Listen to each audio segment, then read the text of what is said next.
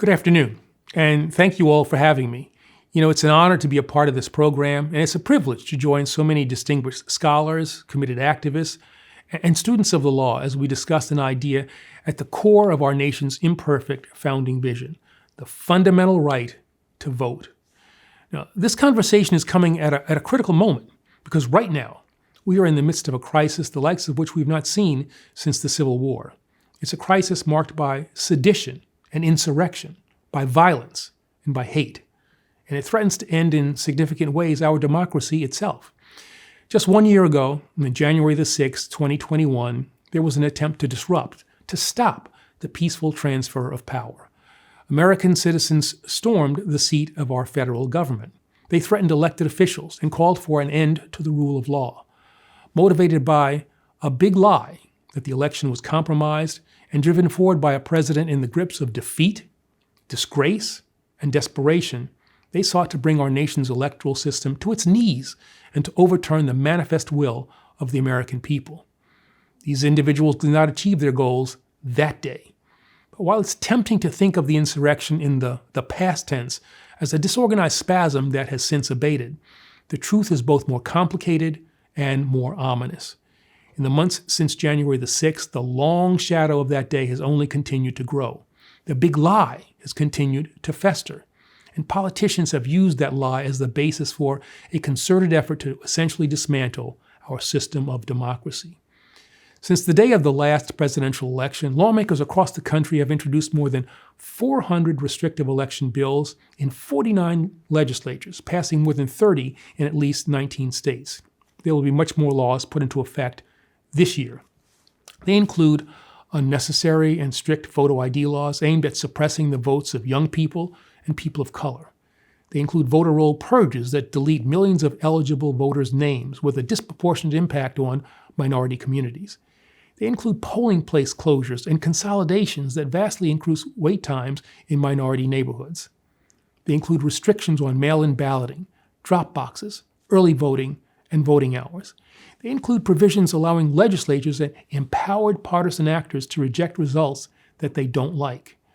And as states across the country draw political maps that will govern elections for the next decade, they also include aggressive partisan and racial gerrymanders designed to lock extreme politicians in place and lock American voters out.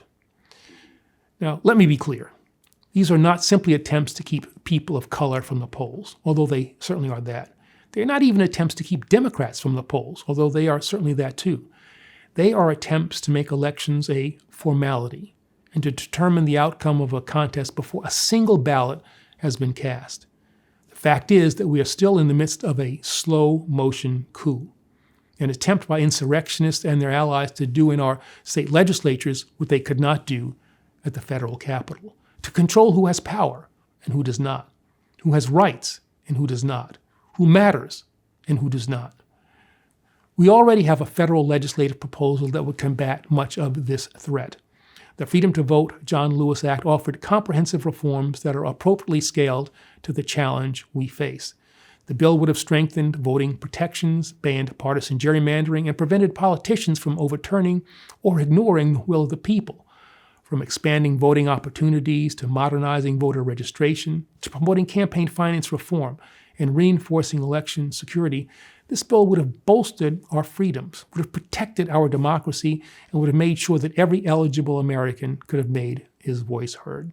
And yet, when there was an opportunity to codify this bill into law, 52 United States senators, including all 50 Republicans, refused. In some cases, these individuals were openly hostile to voting legislation. In others, they hid behind arcane filibuster rules that have been used repeatedly in our history to delay societal progress, to demean our humanity, and to nullify our most basic rights. But whether these men and women were intentionally thwarting the people's right to vote, or whether they incomprehensibly underestimated the danger of this moment, or whether they were simply willing to sacrifice this nation's most sacred promise for political gain and power retention, the result is that their actions have left this country vulnerable to a very real and a very pressing threat. So the question is, where do we go from here?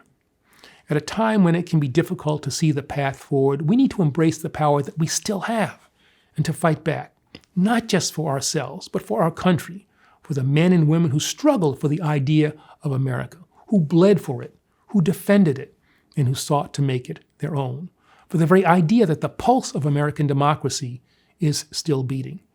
That means taking action in state and federal courts against onerous voting restrictions and gerrymandered maps. It means training activists and volunteers to give public testimony and to engage their neighborhoods. It means supporting state and local candidates and office holders who will respond to overreach with all of the tools at their disposal. It means doubling down on our commitment to comprehensive voting rights legislation.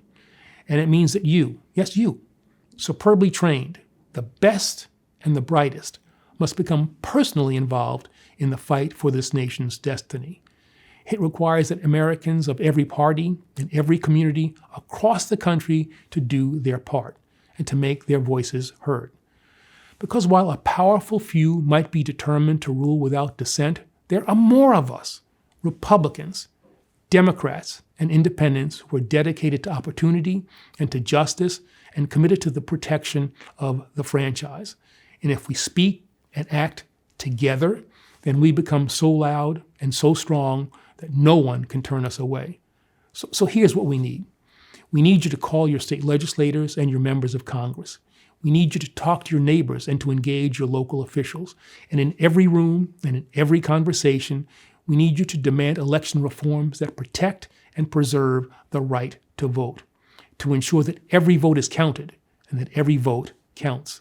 Most importantly, we need you to keep the faith in your own ability to change this country and to bring it in line with our highest ideals. The reality is that this is far from the first storm our nation's democracy has weathered.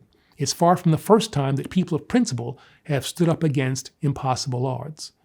From the framers of an imperfect revolution to the engineers of a halting emancipation, from the suffragists who cracked the door of gender equality to the civil rights marchers who insisted on equality for all, the story of America is one of hard-earned progress. Now, these movements all encountered doubts and defeats, but when the Supreme Court returned Dred Scott to slavery, enslaved peoples and abolitionists did not end their fight for freedom. When the Senate blocked a women's suffrage amendment not just once, but 5 times, its advocates did not end their campaign for equality. When police officers clubbed innocent patrons at Stonewall, the LGBTQ community did not retreat to the closet. Even from the confines of a Birmingham jail, Dr. King insisted that an oppressed people could not remain oppressed forever. Every generation of Americans has experienced extraordinary injustice. Every generation of Americans has seen some of its people denied their rights. Yet in every generation of Americans, brave and hopeful individuals have banded together to expand our essential freedoms, to ensure access to the franchise, and to attempt to form a more perfect union together. Ultimately, that sense of optimism is what it means to be an American, to see wrong and to try to right it, to see injustice and to try to stop it, to imagine what is possible and to try to make it real. Today we have an opportunity and an obligation to add our chapter to this national story.